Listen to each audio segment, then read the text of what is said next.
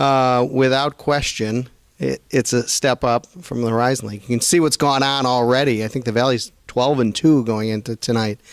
So it's more of more schools that kind of fit what Valpo's about. You have more private schools. I think some better academic schools overall.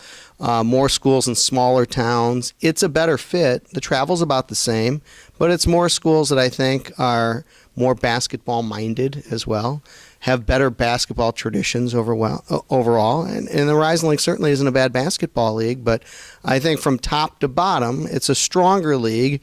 And quite frankly, it's almost like a more serious league, I'd say. You know, from the league offices on down, I think it's a little more. I don't want to slight the Horizon League in any way, but from a professional standpoint, it's hard to top what I've seen so far from the Missouri Valley. I've talked to Matt a couple of times, but talk about Matt, just how he is to work with, what you like about him, whatever. The best, honestly. And he had been around. He had been assistant for 3 years under Bryce Drew, so I'd gotten to know him. Matt was one of the finest high school athletes ever out of the Chicago area, and that's quite a statement. He was a 3-sport all-stater. He could have gone anywhere to play any sport. He had football offers as a quarterback from every Big Ten school, and he wanted to go to a good academic school. And he kind of always had thought that Stanford would be his first choice. So obviously here's somebody who's got a good head on his shoulders. But he's unbelievable to deal with, unbelievable to work with, and I love watching the way he runs practice. There's a high intensity level. He does a great job dealing with student athletes.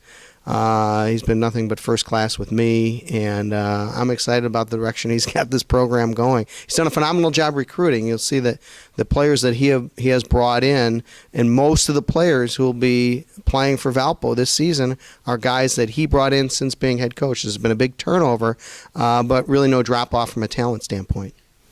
When I talk to him, you just get that impression. He's got a lot of energy, a lot of excitement, personal confidence, but not full of himself. It's exactly it. Yeah, you're not the first person who has said that, right? He can just be one of the regular guys. He's not, here's a guy who played basketball at a very high level, a guy who's had success, whatever he's done in life, and yet he doesn't come across as arrogant in any way. He's kind of a people's person. He can relate to a lot of different people. He's got a strong heart, and he is kind of the perfect fit for Valparaiso University. And everybody said, Bryce Drew, what a perfect fit for Valparaiso University.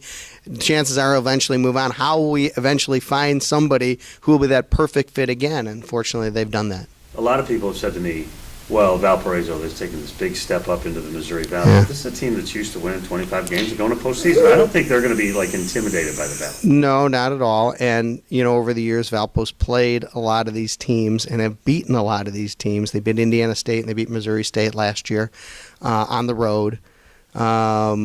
They have had good success against a lot of these teams over the years. Loyola's a team, they were in the same conference years ago, and Valpo dominated that rivalry back then. So you're right. I mean, I don't think that's sounding arrogant. I think Valpo expects to be in the top half of the league going forward. It's going to be harder, but I can remember very well a dozen years ago or so, actually it was less than that, when Valpo made the leap from then the Mid-Continent Conference to the Horizon League, and everybody said, "Oh, it's going to be a rude awakening there." And within 3 or 4 years, they were the best team in the league. Certainly after Butler left, they dominated the league, and so they've made that step before, and it's kind of a similar transformation going forward this year as well. So you're not a foreigner to St. Louis. You were here with the team when they made their NCAA run. Yeah. Sweet 16. Yeah. Fond memories, yes. In fact, my call when Valpo makes the Sweet 16, they beat Florida State in overtime on a Sunday on the 15th of March in 1998 to go to the Sweet 16. And it was Homer Drew returns to his hometown of St. Louis. So there was that tie-in. Homer grew up, I think, in Webster Groves. And so St. Louis, there's been some fond memories. And Valpo's played the University of St. Louis on numerous occasions as well. And again, since I've been here, we've played over half the teams in the Valley, so it's nothing new. How present is Homer these days? Well, he's in Nashville, so I never see him. And it made sense. Now, those who don't know, Bryce's brother-in-law is on staff, Casey Shaw, who played in the NBA. So he's got a lot of grandchildren in Nashville right now. So it made sense. They're retired. The weather's nicer in Nashville. It's not a bad place to retire to, but I haven't seen them in a while. I miss them. In fact, I stay as close to the Drews as possible. I text Scott Drew tonight. It's there's something about, I've been through all the Drews over the years, and I've been close with all of them, and there's something about this first kind of road trip of the year, some of that bonding feeling that I've gone through with the teams throughout the years, and it stirs up a lot of memories. And I had texted Scott about that something happened over this road trip that brought up one of the memories that we had. That first road trip of the year, to me, always seems a little special. Tell me a little bit about your team. Well, you guys have only played, you haven't played D1 teams really yet. But what are your first impressions? Incredibly deep. This is the deepest Valpo team I've ever seen. They'll dress 12. There's a good chance all 12 will play, and all 12 are very good basketball players. Matt's done a good job upgrading, I think, the athleticism of the team. And they've done it with transfers. They've got 3 transfers who are extremely talented players and extremely athletic. One is the point guard, Bakari Evelyn, who's from Nebraska. He'll play 25 minutes per game this year. He'll lead the team in assists. He'll lead the team some nights in scoring. They brought in Joe Burton, who saw a lot of playing time 2 years ago at Oklahoma State, who's a 6'5", 6'6" scoring forward, who's also very athletic. And then they've got a junior college player who actually only played 1 year. He was at junior college for 2 years, but only played 1 year, who's been the biggest surprise. His name's Marcus Golder. He's an explosive player.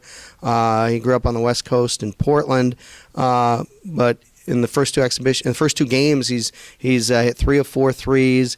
Between the exhibition games and I think the 2 regular season games, he's had almost 10 dunks. He's an explosive player. He's already been a crowd favorite. He's an elite defender with his athleticism. So you get those 3 guys who are really, really exceptional athletes. And those 3 guys will be key players on any given night. Those guys can lead the team in scoring. And then maybe the best overall player is Vaughn Walker, who was a all-defensive team a year ago. He scored over 1,000 career points. He's 6'2" guard who's really explosive. Great on the defensive end as well. Golder and Walker, similar abilities. Real good shooters, real explosive players. But Vaughn Walker's the guy who was a preseason all-conference selection. And probably if he plays up to his capabilities, and no reason to think he won't, he's been a very consistent player throughout his years, he'll be one of the better guards in the league. Broadcast, you guys have a nightly Peters update? We talked last night, as a matter of fact. He had a huge game in the G League. He's been up and down twice now. Hopefully by the end of the year he'll be sticking, and a lot will depend on injuries and movement of players. Phoenix is very deep at his position, and they're young, but they really like him, and he's put up big numbers. He had, I think, 8 threes last night in the G League game, but I know I'm keeping a close eye on him for sure.